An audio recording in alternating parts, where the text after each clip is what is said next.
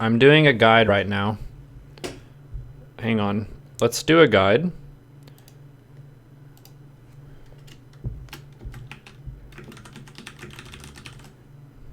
Okay. Ladies and gentlemen, please,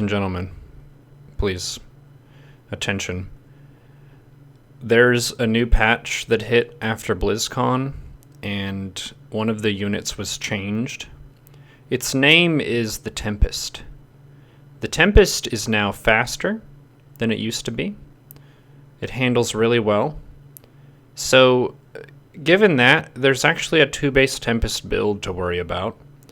And lo and behold, one of the new maps that was added in the same season was specifically designed for 2-base Tempest. So I'm going to show you a game where I face off against 2-base Tempest.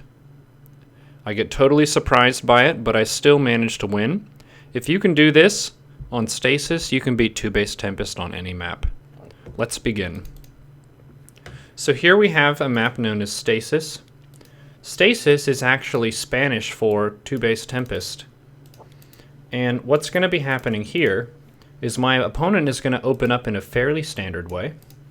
They're going to be doing their usual Adept Expand, Stargate Phoenix, nothing particularly out of the ordinary. And part of the strength of Protoss opening for Phoenix is they deny your ability to see what their build is going to be. It would be really great to just see, oh, that's a fleet beacon and a Stargate. I'm going to prepare for 2-base Tempest. But since they invest in the Phoenix, they shoot down your Overlord, and you're just left in the dark. So how do you do it? How do you play the video game if they're going to be shooting down your Overlord, denying your Scout, and you don't know what's coming your way? I take my third at 30 supply, as per usual. We've got our bases injected. This queen is going to lay a creep tumor with her next energy. I'm frantically trying to use my lings to deny the adept dealing damage to me. This Overlord is going into the main base. This is my first Overlord. He's very brave. Look at this. So he's scouting and he sees a Phoenix, which is nice. Whenever you see a Phoenix from a Stargate, it behooves you to just build another Overlord by default. You have your normal pacing of building your Overlord so you don't get supply blocked, but at that moment, you should make an extra one. I kind of messed up on that, but I'm not the best player in the world. I'm not even the 4th best player in the world, but I am trying my best. So we see a Phoenix and then an Oracle, but then a cancel. So that's the thing. You may see another unit being made at the Stargate, but if you didn't see it come out, maybe it was canceled for something else. We've got a fleet beacon nice and quick at 3 minutes 50. So why is Tempest so good on this map? That's because the ground rush is rather treacherous. It's kind of short, but there are a lot of these narrow paths. There's this narrow ramp up to the natural. There's smoke, there are rocks. There's all this different ground stuff that's just heaped on the floor. But air units can conveniently fly over all of that stuff and shoot the opponent. So basically what can happen here is whenever a Tempest comes out of the Stargate, it can just shoot your base almost immediately. So here I'm just doing the normal stuff. I took my lair a little bit before 4 minutes. I took my Roach Warren because, I don't know, for all I know this could be the Zealot all in. So I need to have some way to defend myself against that. I scout the front wall, and this tells me almost nothing. Adepts can be used defensively. This could be a glaive timing. This could be Zealots. They could go for a third. I really don't know. All I've seen is a Phoenix. But one of the things that I can infer here is that there hasn't been an Oracle harassing me. Where's the Oracle? I saw the Oracle from the Overlord, but there's no Oracle here. There's no Oracle there's no Oracle here. Where's the Oracle? It doesn't exist because it was canceled.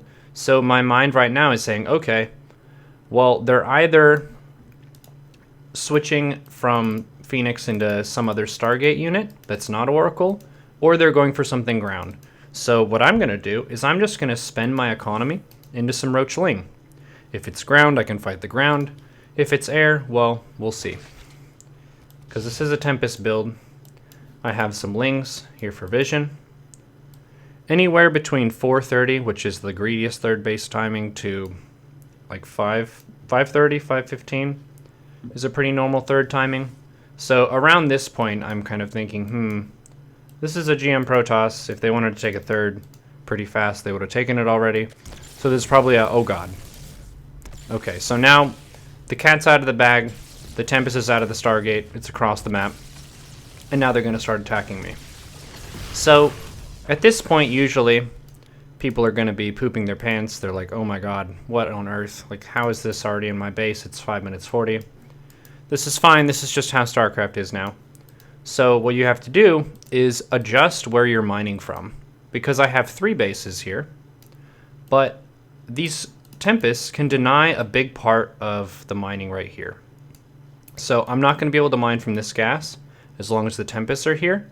So I want to adjust myself to where I'm mining from this base with these gases and this base with these gases. And these guys should do something. I have a bunch of Roachling. They're not going to be able to fight the Tempests. Even if the Roach lays on its back and tries to shoot the Bile in the air, it's not going to be able to hit the Tempest. So I'm just going to send the stuff. Let's just go. Just go. I hired you. You're military units. You're not helping me with this. So why don't you help the Protoss figure out how tough their front wall is? So I just send the Roachling with a Spire behind it. Because Hydras, as amazing as they may be, they're not going to be able to bring an end to this problem. Because the Tempest can always sit right here, and the Hydras are never going to be able to hit them. So you are forced to respond to this with Corruptors. So I'm punching in here with the Roachling. And this is just a raiding and plundering kind of mission. I'm doing the damage I can while I'm making lings and droning behind it. I think I meant to make drones, but lings are fine here. I moved the spores from my main and my third over to my natural. Tempest did get a speed buff, but they're still not the fastest units in the game. So they're not going to be harassing my main base and my third. Usually they're going to focus together on one objective at a time. So I just concentrated all my anti-air of the spores at that base. And the Roachling attack actually got a recall on these Tempests, which takes a lot of pressure off me. So I can mine from here. My Spire is done.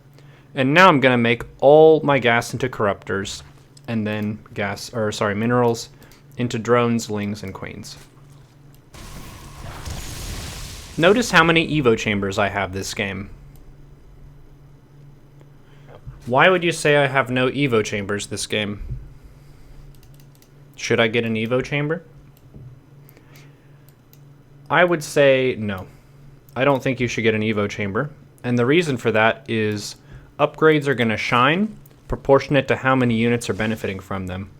And in a 2-base Tempest scenario like this, you're very strapped for cash because they're hitting your natural really early. And supply counts are low relative to a big 3-base macro game. So here I just have Ling Corruptor. I am just attack moving here. Focusing the Tempest is nice. One of the downsides of the new Tempest is it's easier to kill than it was before. It has less HP. So Corruptors trade extremely well with them. Notice here on the Corruptor they deal bonus damage to massive units. Tempests, as you can see by their very large size, are indeed massive units. Armored, mechanical, massive. And if the Lings win the ground, they should immediately swing back and try to do something on the opponent side of the map because they're not going to help me with Tempests. I'm mining from this gas whenever they're going to let me. It's one of those moves of opportunity. If the opportunity is there, well, we'll take it, but I'm not going to expect to have this extractor for very much longer at all. Speaking of which, it's fine.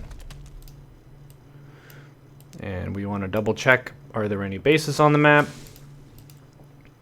That Roachling attack severely wounded my opponent, so they can't really afford to have a good unit composition here.